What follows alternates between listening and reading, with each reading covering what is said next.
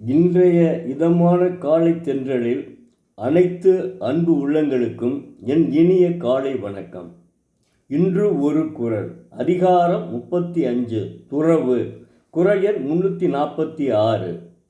யான் எனது என்னும் செருக்கு அறுப்பான் வானோர்க்கு உயர்ந்த உலகம் புகும்.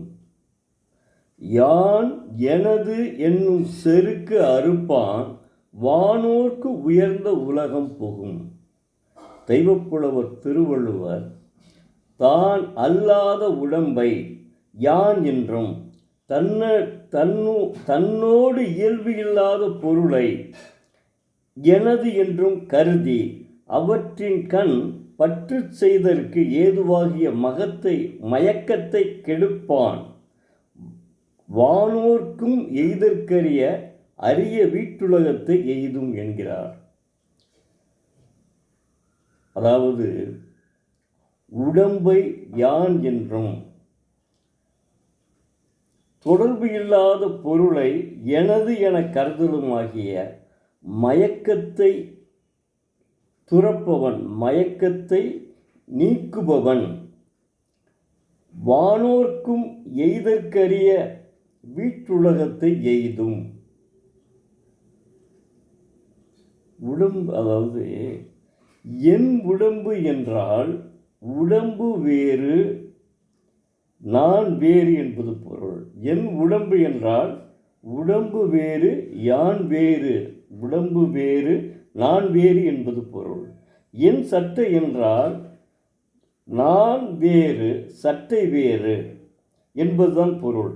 வேறான ஒன்றை, சாஸ்வதம் இல்லாத ஒன்றை நான் என்று கூறுகிறோம். இது அறியாமை. முதல்ல ஏற்கனவே சொல்லி இருக்கிறார். அவர் என்ன சொல்றாரு? அதாவது உடம்பு நிலையில்லாத உடம்புங்க. உடம்பு ஏன்னா திருமூலர் திருமந்திரத்திலே சொல்லியிருக்காருல்ல.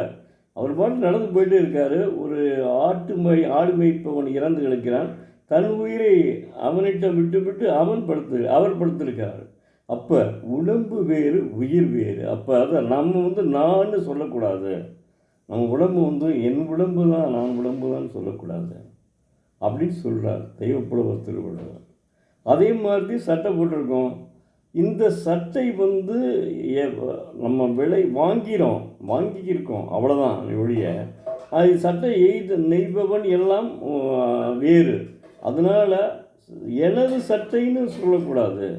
சட்டை வேறு, என்னுடையது வேறு. அப்படி நாம் கருதினோம் என்றால் அது அறியாமை என்கிறார் தெய்வப்புலவர் திருவள்ளுவர். அது அறியாமை.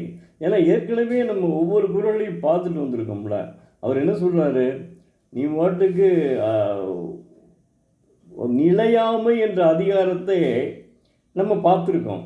வாழ்க்கையே நிலையில்லாத வாழ்க்கையில் இருக்கையில் நான், என் உலகம், என்னுடைய வீடு, நான் என்று நீ நினைத்தேனா எப்படி? அப்போ நீ பணத்தை ஆசை பிடித்து வீடு கட்டத்தான் செய்வா, அல்லது பெரிய மாளிகை கட்ட வேண்டும் என்ற ஒரு எண்ணம் வரும். அதனால் திருடை ஏற்படும். என்னென்ன செய்ய வேண்டுமோ அவ்வளவும் செய்வ. எவ்வளவு தீமைகள் செய்ய வேண்டுமோ அவ்வளவு தீமைகளும் செய்வ. அது இருக்கக்கூடாது. அது இருந்தால் வாழ்க்கைக்கு நல்லதல்ல. அதுதான் அருமையாக சொல்லியிருக்காரு. யான் எனது என்னும் செருக்கு அறுப்பான் வானோர்க்கு உயர்ந்த உலகம் புகும். என்னுடைய வீடுங்க, என்னுடைய பொருளுங்க அப்படின்லாம் சொல்லக்கூடாதுங்க. நாம் அது ஒரு முன்னாடி கூட கலைஞர் கூட வருதில்லை. நான் என்று சொல்லக்கூடாது, நாம் என்று தான் சொல்ல வேண்டும். நான் என்று சொன்னால் உதடுகள் ஒட்டாது, நாம் என்று சொன்னால் உதடுகள் ஒட்டும் அப்படின்னு இதுகளெல்லாம் எழுதி போட்டிருப்பாங்க. பேருந்துகள் எழுதி போட்டிருப்பாங்க. நான் படிச்சிருக்கேன். இப்போ ஒவ்வொரு குறளையும் பேருந்துகள் எழுதி போட்டுருவாங்க. இப்போ எல்லாத்தையும் மறந்துட்டாங்க அவங்க. அதனால தான் என்னை போன்றவர்கள்லாம் ஓரளவுக்கு மாணவ செல்வங்களுக்காவது திருக்குறளை பற்றி எடுத்து சொல்லுவோம். அவர்கள் புரிந்து கொண்டு அதாவது 100 பேரில் 100க்கு ஒரு 10 பேராவது அதை எடுத்துக்கொண்டால் அவர்களுடைய வாழ்க்கை நல்ல வாழ்க்கையாக அமையும். முதல்ல திருடு செய்ய மாட்டார்கள், பொய் பேச மாட்டார்கள். வீட்டிடம் அம்மா அப்பா கிட்ட பொய் சொல்லிட்டு தானே போய் வேறு ஏதாவது ஒரு பெண்ணோட போய் மயங்கிட்டு இது பண்ணுறது, இழைக்கிறது. அதற்காகத்தான் இந்த நல்ல ஒரு குறள்களை பற்றி உங்கள்கிட்ட சொல்லிட்டு மாணவ செல்வங்களுக்கு தான் சொல்கிறேன். ஆனால் இதில் இருக்கிறது பூரா பெரியவர்கள் நண்பர்கள்.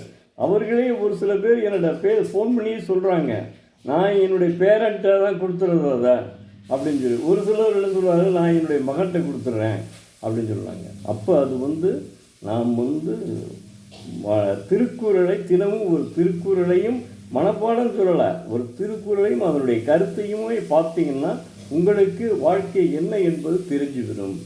அதன்போல் நீங்கள் வாழ்க்கையில் கடைப்பிடிக்க வேண்டும். நன்றி, வணக்கம். நாளை மீண்டும் ஒரு குறளுடன் உங்களை சந்திக்கும் எழுத்தாளர் பரமசிவம், மதுரை.